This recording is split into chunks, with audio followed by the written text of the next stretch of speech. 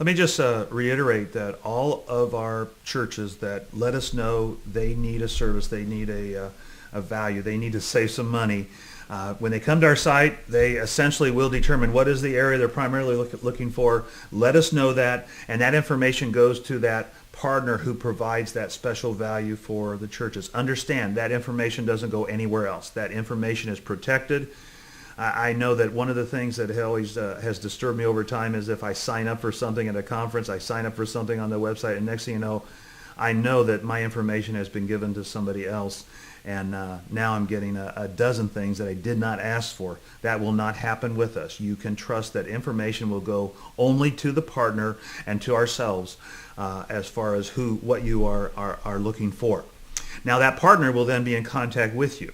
And as they are in contact with you, they're going to attempt to determine exactly what your need is, what sort of that you are looking for that will specifically aid your ministry.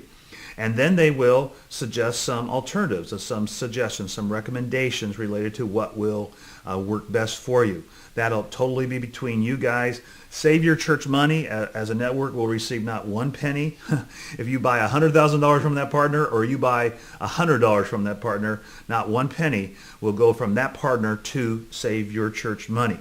I know that's kind of an aberration to what is taking place out there. That's an anomaly to what is taking place out there because there's a lot of money passing behind the scenes for endorsements and for recommendations. That's just not how we're going to do it. We're just trusting God that this honors Him and that He'll provide whatever reward needs to take place within this whole spectrum.